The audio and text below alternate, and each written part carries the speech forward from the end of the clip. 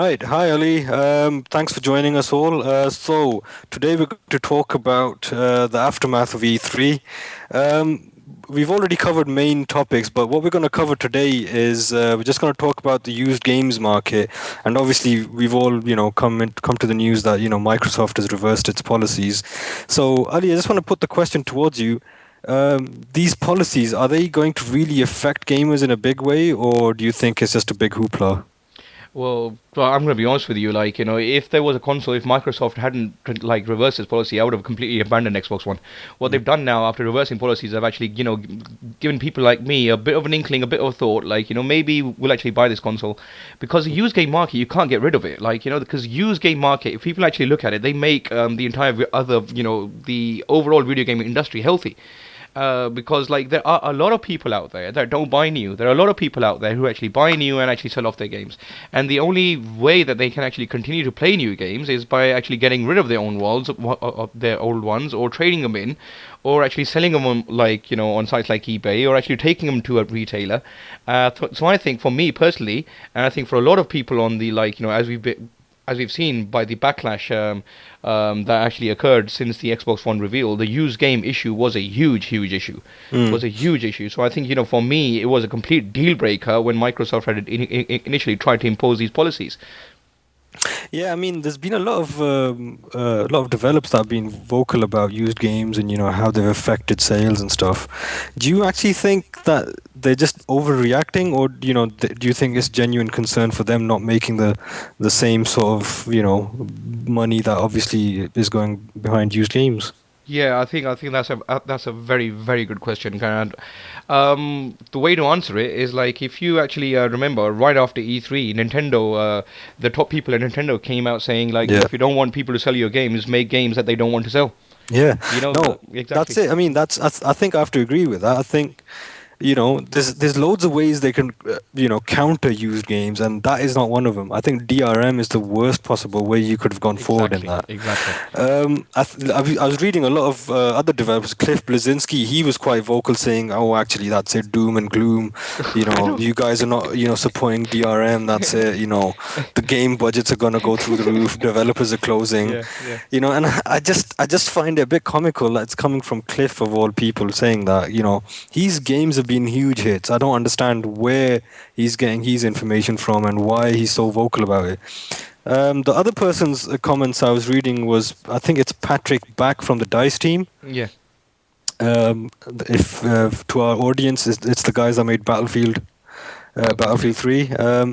And he had a very valid comment. I mean, what they did with Battlefield was, obviously it had co-op, it had single player, it had multiplayer, and a big part of that game was multiplayer. And his comments were basically, look, if you provide consumers with great content and you keep feeding them content that they want to buy, then the used game market doesn't really concern you. Exactly. I mean, if you actually go back to what Cliff Blazinski said, and Yeah, I think he's had a lot of backlash on Twitter, because I actually follow him on Twitter as well, and the amount yeah, of people that actually hammered him with after his comments about yeah, these policies that Microsoft is actually trying to introduce with the Xbox One, they're actually good yeah, for the industry.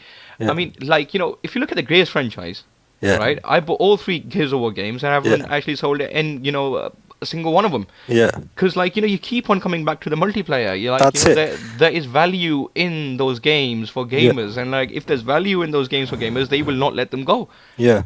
No, I completely agree. And I think the problem these developers have is they keep talking about DRM being the only way, but I don't agree with that. I Yeah, think the exactly. best way, look, let's have an online store, for example. If anyone buys digital copies, you can't share those anyway. You For can't example, exactly, you buy exactly. you buy something on PSN or Xbox Live, you can't sell those. Yeah, So that's yours, yeah. right? So the way you combat Make them cheaper. is make them cheaper. Yeah, you make Yeah, them cheaper online, and if it's a disc-based game is like £50, you sell it for £30. yeah.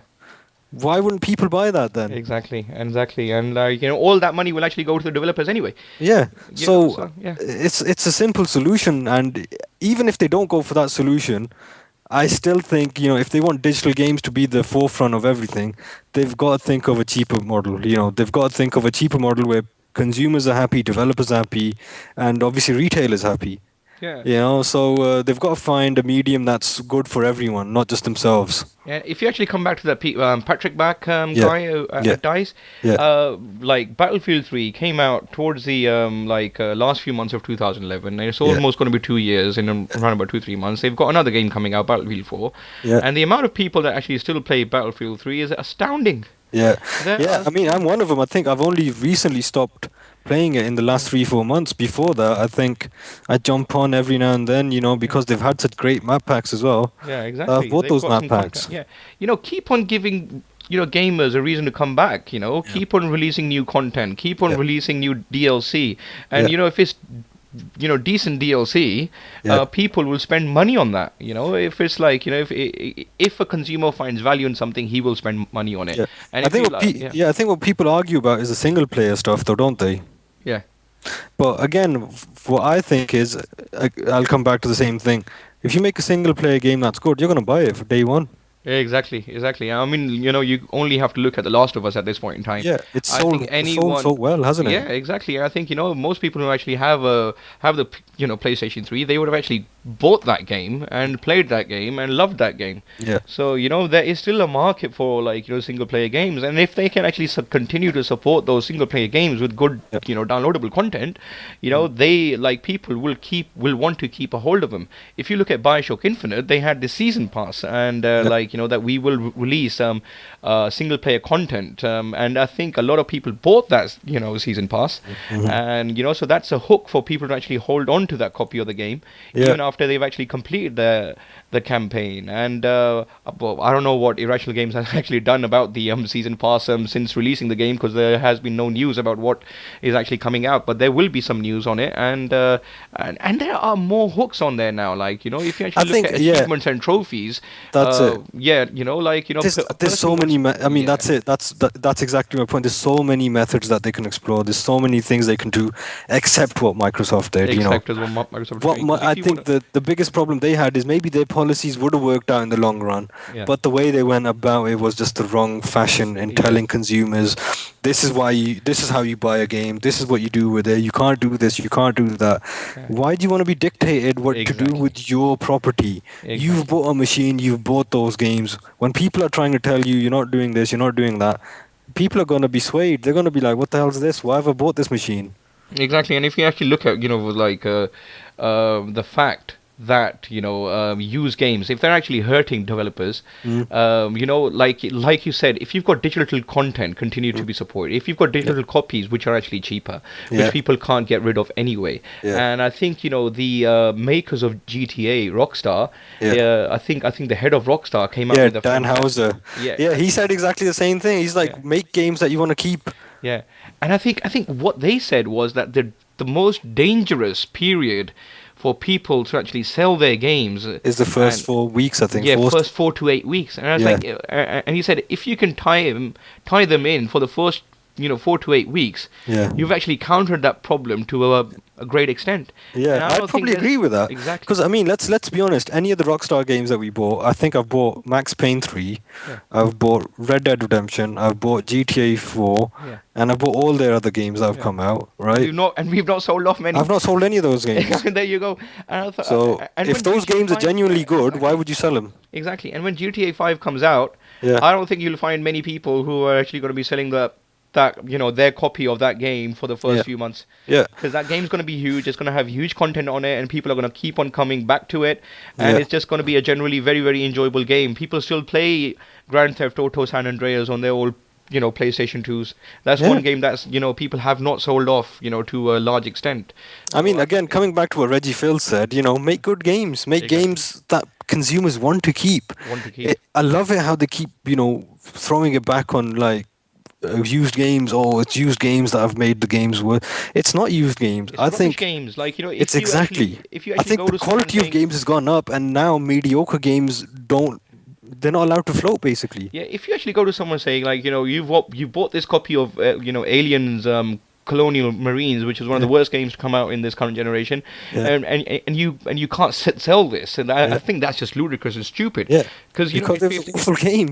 yeah, it's because it was a rubbish game, Yeah. and that's why people will try and get rid I of it. think it was the same thing when I bought Kane and Lynch. I think Kane and Lynch I finished, and I was expecting so much of that game. Yeah, Honestly, exactly, I bought exactly. Kane and Lynch, and I was like, "Wow, this is an awful game." Because it starts off really promising, Yeah, and for the first couple of hours you're hooked, and then it's the same thing over and over again. And I think I finished and I gave it back. I was like, "I don't like this game." exactly.